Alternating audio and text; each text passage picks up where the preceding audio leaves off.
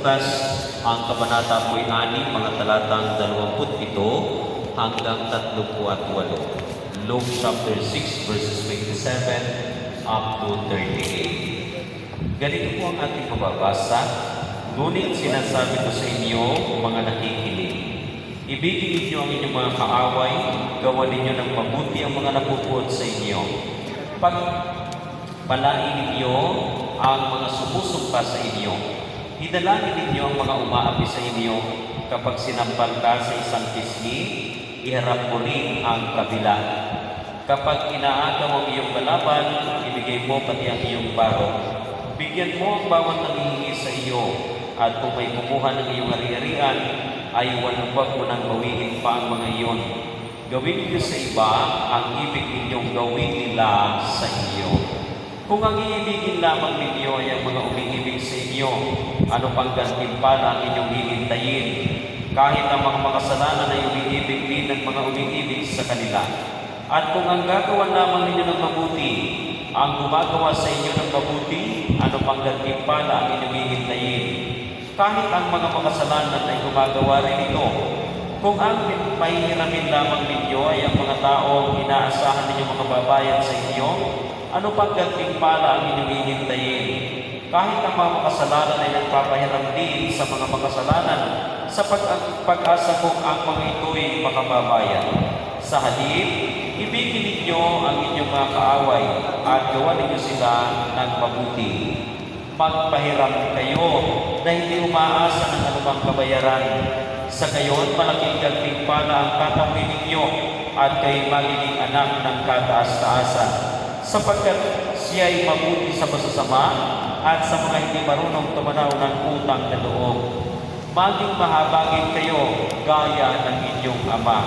Huwag kayong humatol at hindi kayo hatulan ng Diyos. Huwag kayong magparusa at hindi kayo parurusahan ng Diyos. Magpatawad kayo sa inyong kapwa at patatawarin kayo ng Diyos. Magbigay kayo at bibigyan kayo ng Diyos. Hustong takal, siksik-liglig, at umaapaw pa ang ibibigay sa inyo. Sapagkat ang takalang ginagamit ninyo sa iba, ay siya rin gagamitin ng Diyos sa inyo.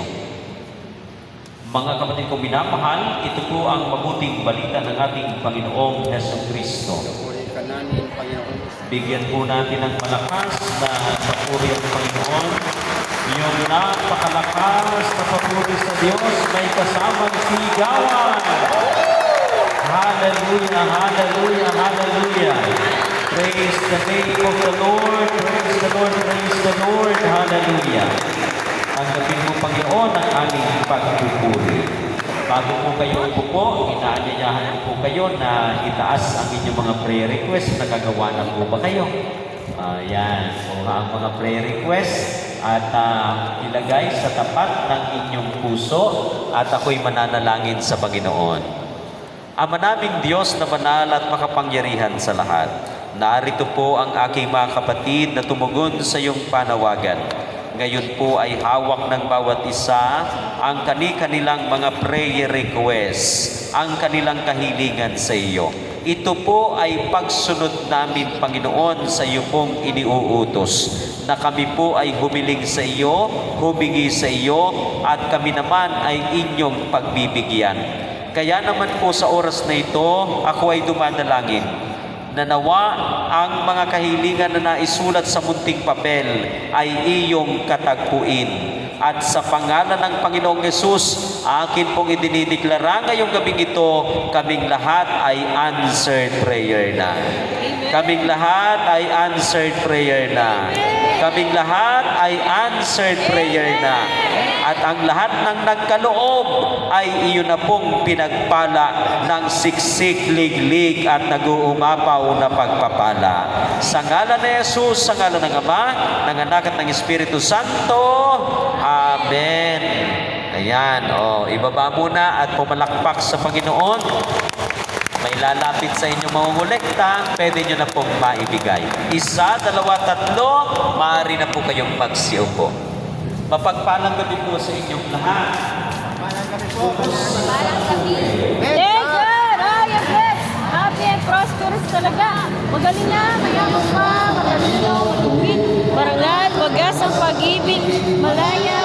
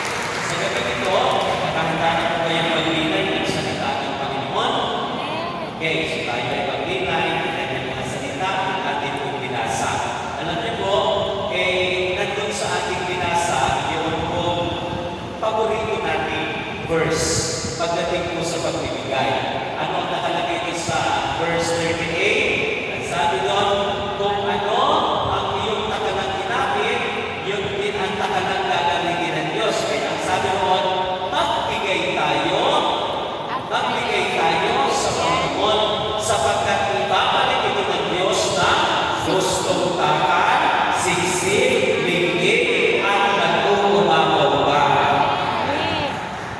Parang hindi mo kayo masaya doon sa sinabi ko. Yun, no?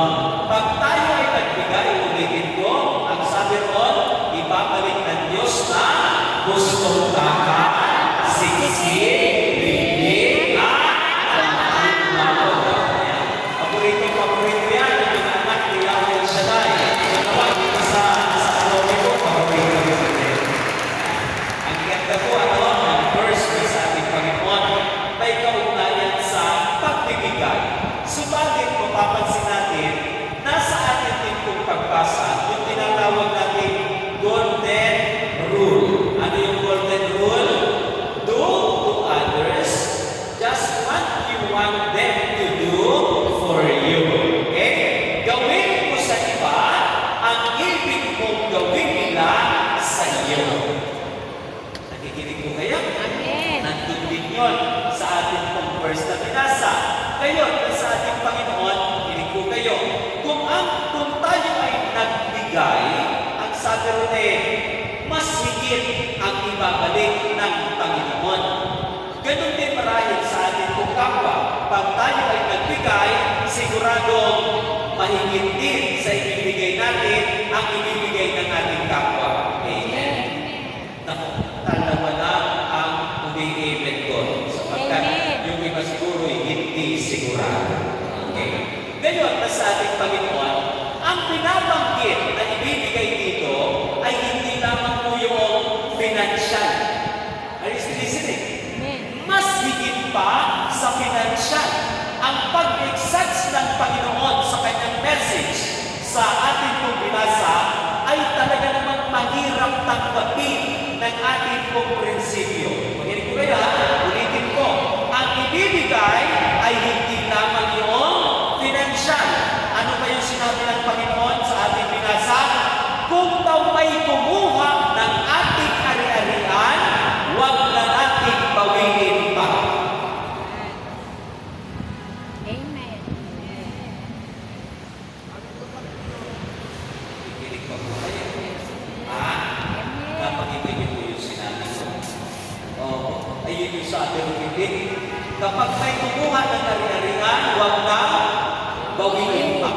Ang isang matindi pa ay, kapag may umutang sa atin, huwag na nating pagbayarin pa. Kanina, sa ari-arian, may umingin pa. Pero sa pag-utang, parang wala nang umingin pa. Amen. Eh, yun yung nakalagay doon sa binasa natin eh. Nakikinig po kayo? Amen. Hindi lamang ang ibibigay ng Diyos ay siksik-liklik na pagpapana na pinansyal na ating ipinagkakaloob. Kundi anong sabi ron? Ang ibibigay din natin ay ano? Kadire, pag may utang, hindi na sisikilin pa.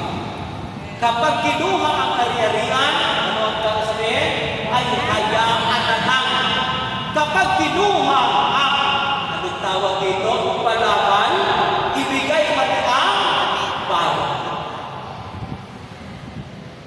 Parang tahimik na po kayo. Amen. Medyo hindi ganoon mo kadali. Tama po ba? Kaya ngayong gabi nito, ang aking pong isi-share ay may kaugnayan doon sa ibinahagi ni Sister Jessica noong nakaraang linggo. Amen po, babae ko ang nagtalk sa inyo nakaraan. Tama po ba? Si Sister Jessica. Ang kanya pong ibinahagi sa inyo ay tungkol sa pagiging mapalad. Or sa Ingles ang nakalagay ay blessed. No? Pero sa title po ng ating pagbasa ng nakaraang linggo, ang nakalagay po ay happiness and sorrow. Ano kaya ang ugnayan ng mapalad doon sa katumbas sa Ingles na blessed at doon sa happiness? Ganito po ba sa ating Panginoon? Nakikinig po kayo. Kapag sinabi pong blessed, sa Grego po ang tawag niyan ay Makarios. Sa Hebreo ang tawag po ay Asre. Anong ibig sabihin ng dalawang salitang yan? Nakatumbas ng salitang blessed. Pag sinabi kong blessed na Makarios and Asre, ang ibig sabihin po ay the good life. Kapag idineklara ng Biblia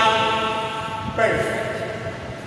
Ang goal ng isang Kristiyano ay maging perfect. Nakikinig ko kayo?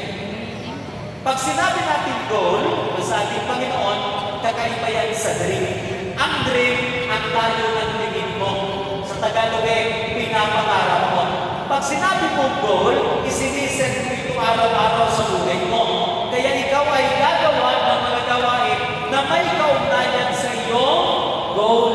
Yung patutunguhan mo. Nakikinig ko kaya? Halimbawa, ikaw nagising sa gabi. Pagkagising sa umaga, ikaw ay maglalaba. Pagkagising mo, anong gagawin mo? Siyempre, mag-prepare ka na ng mga gagamitin sa paglaba. Tama po ba? Anong ginagamit? Tsabon. Ano? Tsabon. Piniprepare mo na, tinitingnan mo kung may tsabon ka na. Ano pa? Hindi pwedeng maglaba ng walang tubig. Tama ba? Kaya titingnan mo kung may tulo ang gripo para makapaglaba ka. And everything ay inihahanda dahil ikaw ay maglalaba. Ang sabi roon, ang goal ng isang buhay Kristiyano ay maging isang perfecto. Amen. Sigurado po ako po ay nandito sa Cavite sa mahaba ding panahon. At talagang San Roque na po ito noon pa. Noon na sa ating Panginoon. Salamat sa Diyos, marami pa rin po ang umaatin. Ayan. Palakpakan mo rin namin yung mga sarili. At sa rin po kayo, kahit after ng pandemic.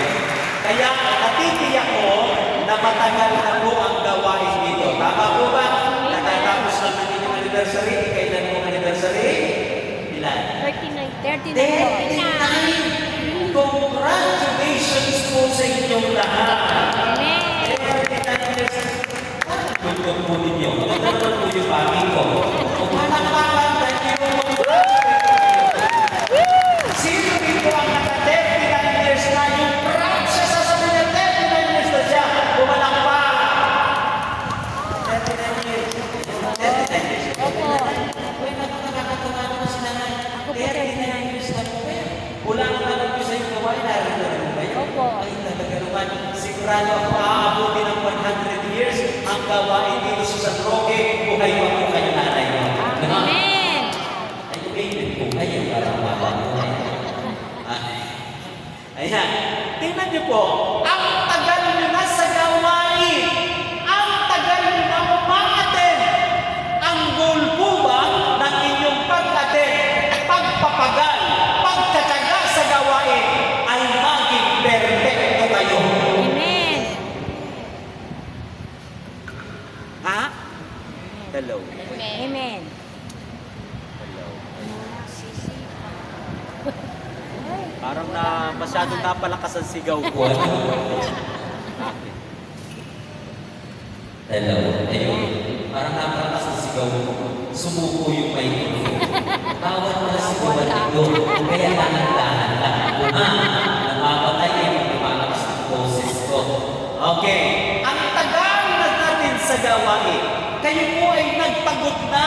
Kayo po ay nagpagal na sa mahaba pong panahon. Ang goal niyo po ba ay maging perfect? Amen. Ha? Amen. Are you listening po? Amen. Okay. Meron po ba dito na umattend sa habang panahon? 39 years, 30 years, 20 years, 25 years.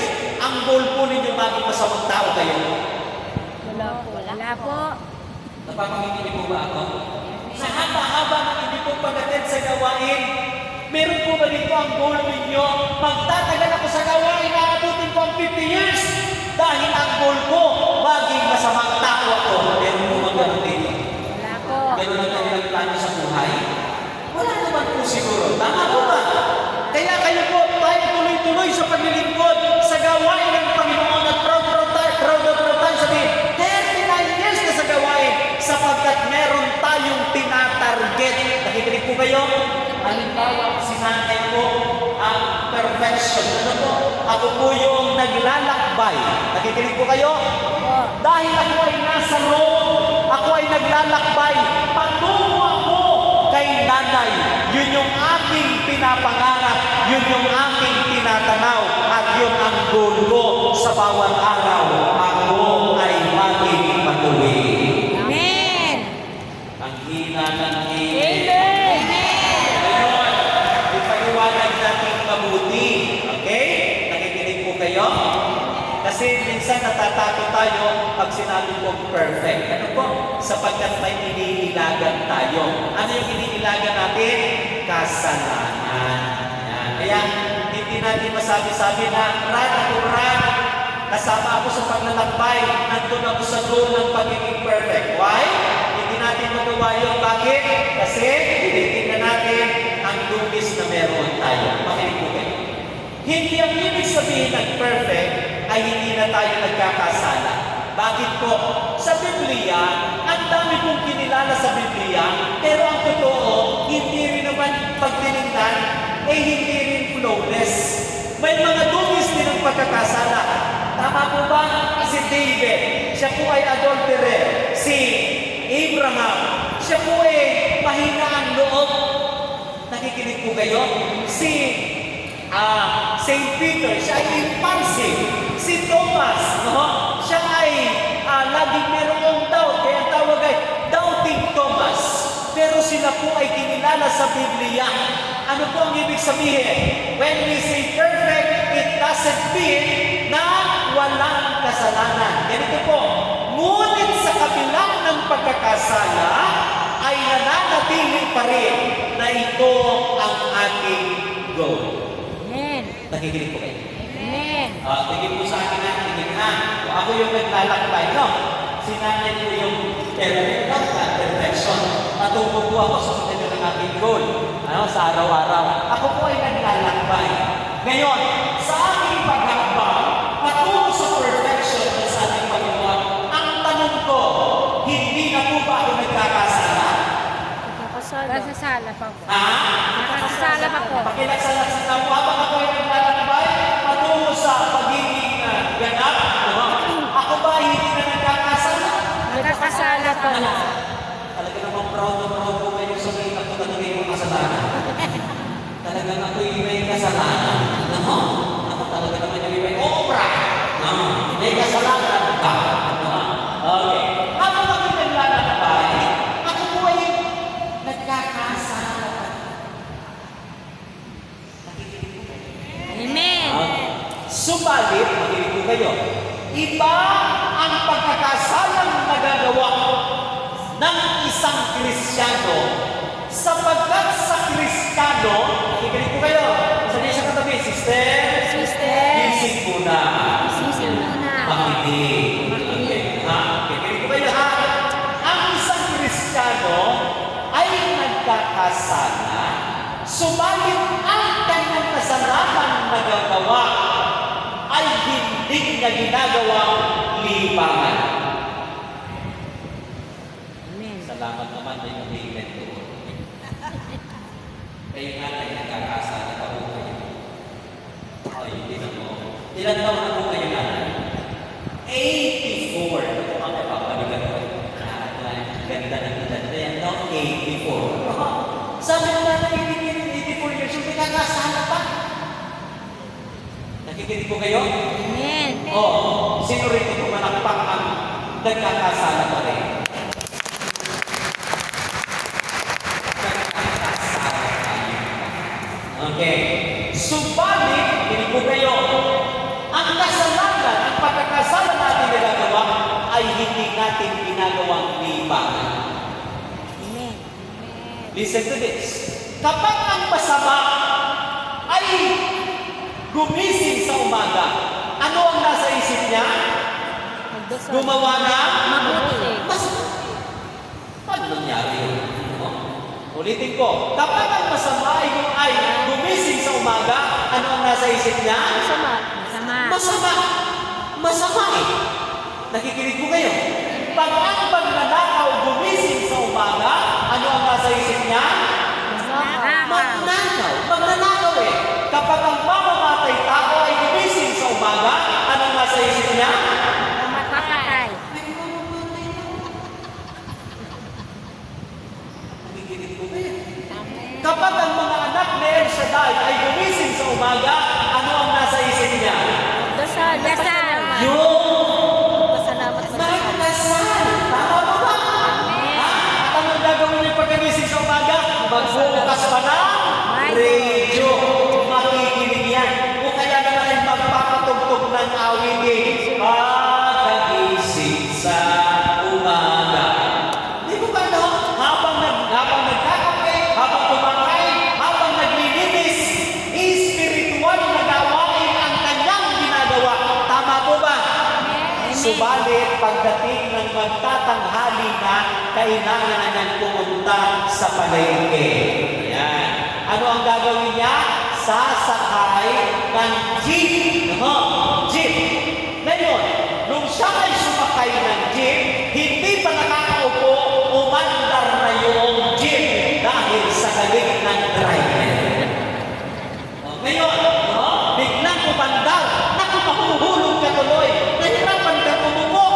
Ang tanong ko, nung ikaw ay nahirapan umupo dahil biglang umandar, sino rito makapagsasabing tuwang-tuwa siya? Taas ang kamay. Yung mahuhulog ka na, yung mahirapan ka ng umupo, sino rito ang tuwang-tuwa? Ay, naku, walang makataas ng kamay. Ano ha? O yun, lumipas na, nakarating ka ng palengke. Pagdating mo ng palengke, habang naglalakad ka, wet ang floor, basa. Kaya naman, dahan-dahan ka sapagkat nung kahapon, ikaw ay nagpa-manicure at nagpa-pedicure. At habang ginugupit yung kuko mo, yung hindi liit, nako na-ingrown pa. Kaya masakit na masakit pa habang ikaw ay naglalakad sa palengke sa wet floor. Yun namang tindero ng isda ay lakad ng lakad, nakabota pa, natapakan ang iyong hindi sa paa na may ingrown. Amen naman. Nung matapakan, ikaw po ba ay napakanta ng pagkagising sa umaga? Ikaw ba ay napapraise na Lord? Hindi po. Ha? O ikaw ay napasigaw at nakabanggit ng mga katabi? Ha? Sabi ni Nanay Cristo, nung matapakan, marahil ikaw ay napasigaw ng putut-kutsinta. Aray! Ang sakit! Tama po ba? Ha? O baka naman sabihin, praise the Lord! Nakakatuwa ka, Brad. Isa pa nga, yan nandito pa sa gilid ko. Di ba? Pag-rin ka, maiinis. Pero plinano mo ba yun? Hindi. Walang kaplano-plano. Ang goal ay patungo sa pagiging perfect. Nagkakamali man, nagkakasala, dala lamang ng sirkumstansya na nasa kanyang paligid. Hindi na ginagawang libangan ang paggawa ng kasalanan. Amen. Pakikalabit yung katabi mo. Sabi mo, sister, Sister, mapalad ka na. mapalat ka na. Huwag ka na Huwag ka na. manatili sa pagkakasala. Sasala. Amen po ba? Amen. Ngayon, sabi ng Panginoon, as Christians, we are the product of God's perfection. Wala po tayo magagawa doon. Anong sabi po sa Matthew chapter 5, verse 48, mga kapatid po sa ating Panginoon? Be perfect. Therefore, as your heavenly Father is perfect. Ano po ang sabi? Maging ganap tayo sapagkat ang ating Amang nasa langit ay ganap. Be perfect. Just your Father in heaven is perfect. Pakitalapit na ulit yung katabi mo, sister. Wala tayong magagawa. Kailangan natin sundin ang utos ng Diyos. Amen po. Amen. Ngayon, tayo dito. Sino rito ang sasama sa akin sa paglalakbay patungo sa pagiging ganap o malakpak? Nasalak na naman po palakpak ninyo kung kayo ay kasama ko. Okay ha? Ngayon, meron pong dalawang hakbang. Dalawang hakbang lang muna, ha? Okay? Patungo sa perfection. Dalawang hakbang na itinuro ng Panginoon. Napakasimple lang. Napakadali lang. Ay, sige po. Ano yung dalawang hakbang na yon? Na sobrang daling gawin. Ano ang una? Love your enemy. Ano ang pangalawa? Pray for those who persecute you.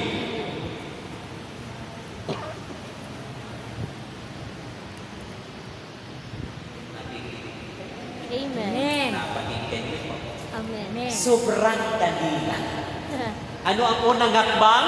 Love your neighbor. Ano ang pangalawa? Pray for those Also who persecute persecute you. you. Pakita mo tayo na lagi mo sa mga sister. Sisters. Dali na na. Sobrang. Wala na sumagot. Wala. Ashing. Anong utos ng Panginoon para makahakbang sa pagiging ganang? Mahalin ang kaaway. Hindi sinabi ng Panginoon, batiin mo ang kaaway mo sapagkat madali lang gawin yon. Tama po ba? Ang dali lang. Doon sa isang tao na inis-inis ka, napakadaling sabihan ng, good morning. Kumusta ka naman? Saan ang punta mo? Napakadali lang. Pero pagtalikod, ano ang sasabihin? Pagbihira ito, buhay pa rin. Nagkasakit na, hindi pa natuluyan.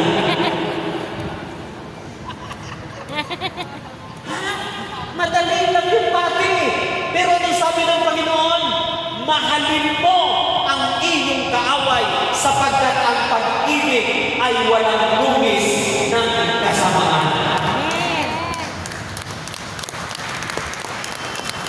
Yung malakas na palakpak sa naniniwala, ang pag-ibig ay walang lumis ng kasamaan. Ang pag-ibig ay walang dumis ng kasalanan sapagkat ang pag-ibig ay punong-puno ng kalinisan. Kaya ang sabi ng Panginoon, mahalin mo ang iyong kaaway. Hindi rin sinabi ng Panginoon na, ay, ngitian mo ang iyong kaaway. Sapagkat hindi sapat yun. Hindi lahat ng ngiti ay malinis sapagkat merong mga ngiting aso.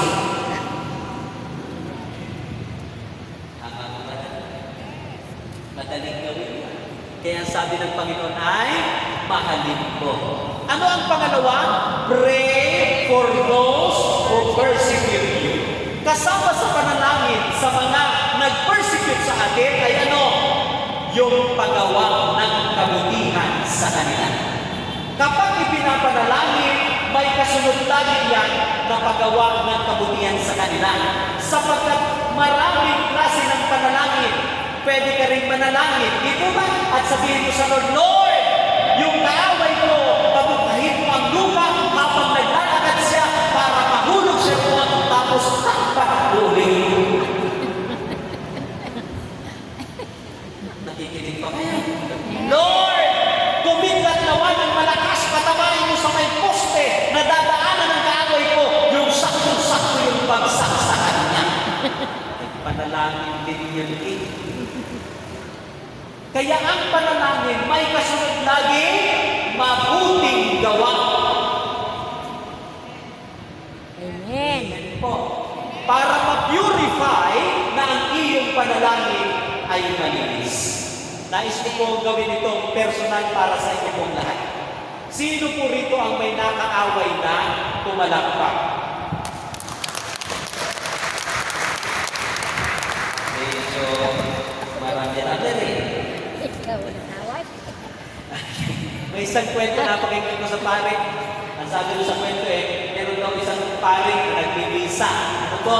Ay araw ng linggo. Ay napakaraming tao. Ang sabi ng pare, taas ang kamay ng may kaaway. Aba, talagang taasan. Taasan. Pero pag tingin ni Father sa may side, sa may right side niya, may isang nanay doon. Aba, hindi tumaas ang kamay. Kaya si Father parang nagulat siya. Meron palang walang kaaway. Kaya inulit ni Father. Ang sabi ni Father, taas ang kamay ng may nakaaway. Taas ang kamay nilang lahat. Maliban kay nanay na nasa higit. Ang sabi ni Father, nakita niya yung nanay, Nanay, matanong ko lang, ilang taon na po kayo? Ang sabi ni nanay, Father, ako ay 97 years old na. 97 years old. Kaya lalong nagulat si Father. Ang sabi ni Father, Nanay, nagtanong ako kung sino ang may nakaaway. Pero, hindi po kayo sumagot na may kaaway po kayo. Totoo po ba na wala kayong kaaway? Ang sabi ni Nanay, Oo, Father, sabi ni nanay, totoo, Father, sapagkat ako na lang ang natira na namatay na silang lahat. Kaya pala wala ng kaaway. Namatay na. Sapagkat nakamatay na ang lahat, isa na lang siyang natira.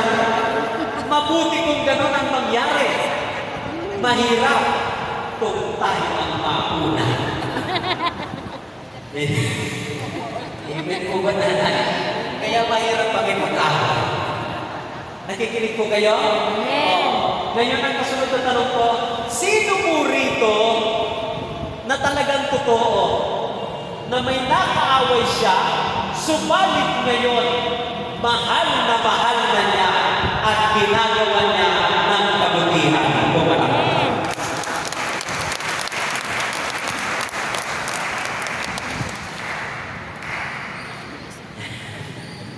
Naiintindihan ko po yung iba. Huwag niyo pong pilitin na ang sarili niyo pumalakpak kung hindi niyo pa nagagawa mahalin niyo ang inyong kaaway at gawan ng mabuti. Amen. Amen po. Okay. Ha?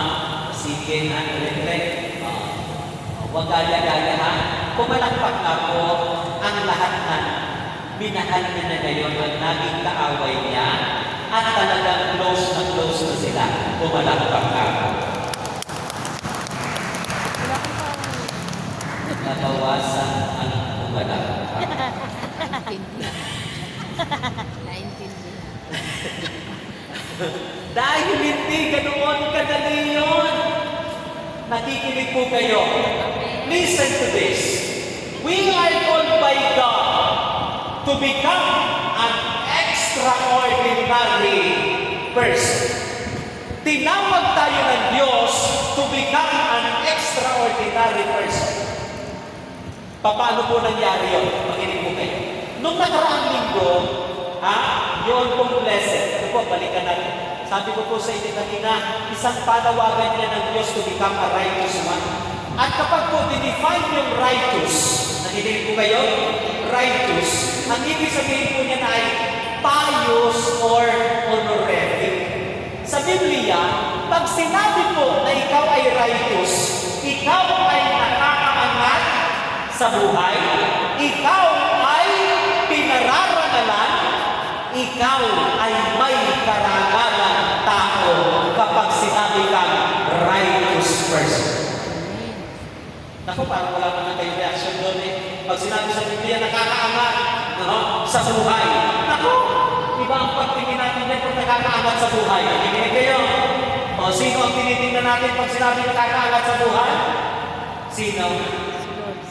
Ha? Naku, parang hindi tayo nag-iisip O, sa atin, pag sinabi nakakaangat, sino-sino ang mga iyon? Mga Gobyerno. mayayaman. Tama po ba? Maraming karayanihan. Mataas ang pinag-aralan. Mataas ang posisyon sa trabaho, sa kumpanya. May malaking bahay. Anong sinasabi? Sa Biblia, hindi binabanggit ang anumang yaman para itanghal na siya'y nakakaangat sa buhay. Kundi sa Biblia, ang kinikilala ng Diyos na nakakaangat sa buhay ay ang mga matuwid na naglilingkod sa Kanya. Amen.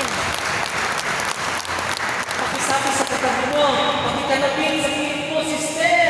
Sir. Kahit simple lang ang buhay natin, Kahit simple ang pag buhay natin. matuwid ka, sabihin mo, pag matuwid ka, nakakaangat ka sa buhay. Nakakaangat ka sa buhay. Amen? Amen. Palakpakan malakas sa Panginoon. Kaya po, ang mga Kristiyano, tagasunod ni Kristo ay tinawag to become an extraordinary one. Why? Hindi natin magagawa ang mga iniuutos ni Kristo kapag hindi natin tatangkilikin ang panawagan ni Kristo sa ating lahat to become an extraordinary person. Amen. Balikan natin ang ating binasa. Ano po ang nakalagay doon? Pag ikaw ay sinampal sa iyong pisngi, ano ang gagawin mo? Iharap. Ihaharap ang kaliwa at ipasasampal ulit. Ay naku, kakaiba yun. Ano nga naman ang sasabihin mo pag sampal sa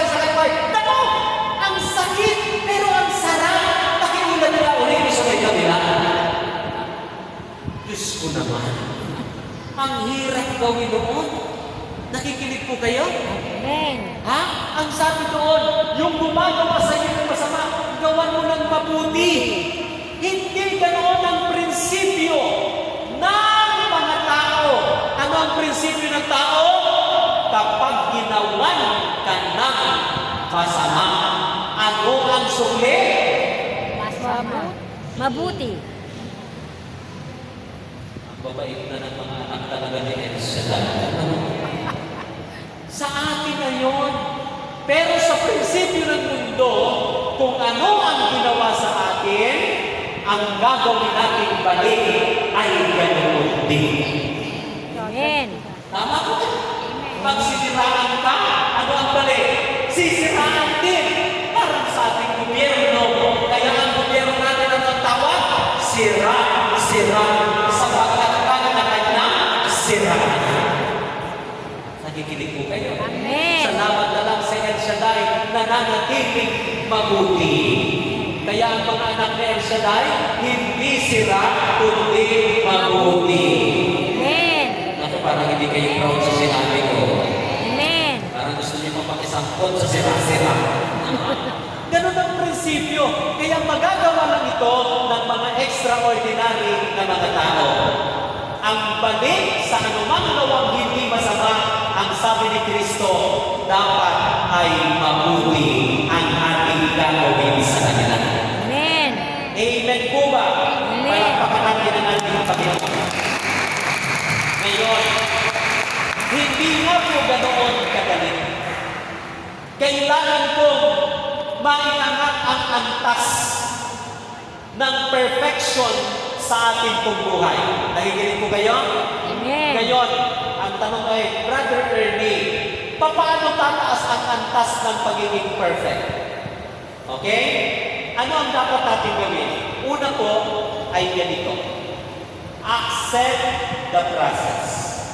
Sabihin mo nga sa iyong sarili, accept The process. ang edad po ninyo, katulad ni nanay, meron pa po bang tatanda kay nanay? 84 years old siya, meron pa po meron tatanda, mas matanda ba kay nanay? Meron. 86. Tapos ako ang kamay ng 86 years old, pagkas na po ng kamay. Naku, parang ayaw na yung umagin, 86 years old. Si nanay, siguro sa likod. Palakpakan nga natin ang mga may na congratulations to sa inyo. Ano po? Yan, 86 years old. Tatanungin ko si nanay ngayon. Ha? Nanay, sa edad mo na 86 years old, naiintindihan mo na po ba lahat sa buhay mo? Napaka-honest ni nanay. 86 years old, ang sabi na nanay sa tanong mo na, naiintindihan na ba niya ang lahat sa buhay niya? Ang sagot ni nanay ay, hindi pa rin. Ang kasunod kong tanong kay nanay ay, kailan niya kaya mo maiintindihan ang buhay niya? Yun, okay. Salamat po nanay. Ano? Kala ko sasabihin ni nanay, pa 100 years old. Nakikinig po kayo? Amen. Ang sabi mo yung ganito, maturity is not measured by age. It is an attitude built by experience. Nakikinig po kayo? Amen. Ang makakaintindi ng tutuhanan sa buhay natin ay walang iba kundi ang makipagiging isang mature. Listen to this. Don't try to escape in the reality that if we didn't understand the situation, we are confused. Therefore, we are in the process. In the process of what? In the process of maturity. Pakisabi sa katabi mo, kapatid, kailangan natin maging mature Kailangan para maintindihan para ang lahat sa ating buhay. ang lahat sa atin. Amen po. Amen. Pumalakpak nga po rito ang lahat na ay pakita, tapusin mo na ang tanong. Hindi naman kayo ito. Pumalakpak ka po ang lahat ng sa tingin na sa kanyang sarili, may edad na siya, pumalakpak ka. Yun. Okay? Salamat sa Diyos. May mga edad na po pala. No? Ngayon, sa ating pong Panginoon, makinig po kayo. Ang sabi doon, no? Kapag may mga bagay na hindi tayo naiintindihan, ibig sabihin, nasa proseso pa tayo ng pagiging mature. At alam niyo po ba sa ating Panginoon, ako po ay hangang-hanga sa mga may edad na. Sapagkat kayo po ay dumating sa edad na ganyan, sigurado ako napakarami nyo ng karanasan sa inyong buhay. Hindi na naman po ng tingin, hindi matatapos na po ako. Marami na po kayong pinagdaanan sa buhay ninyo. Amen. Ano po, napakarami. Kaya po ako'y nalulungkot, kapag ang maedad na, ay mahilig pa rin makipag-away. Ha? May nakita ako sa Facebook, isang tatay na nakikipag-away pa sa mga kabataan. Naku naman, nakakalungkot. Kapag po tayo'y umidad na, iwasan ang pakikipag-away, sapagkat pag kayo po ay nahilig sa pakikipag-away, maedad na kayo, kayo po ay kasama sa marathon ng nagmamadaling bumiga sa puting higaan na kayo din sa lahat. Amen. Ha? Oh. Bakit? Pag laging galit, nagmamadali na talaga yun. Nakikinig po kayo. Kaya po, iwas-iwasan na natin ang pakikipag-away. Bilang may edad na, dapat ang turing natin sa nakababata sa atin ay mga anak na natin. Amen. At dahil mga anak natin sila, kahit medyo pasaway, tatanggapin pa rin natin sila. Mamahalin pa rin natin sila sapagkat sila ay mga anak natin. Amen. Kami talagang bibigyan ka kami sa mga sister. Sister, Bago tayo tumayo, bago tayo tumayo, kailangan kailangan mature na tayo. mag-join na tayo. Kaya naman, Kaya naman, tumayo na tayo. tumayo na tayo.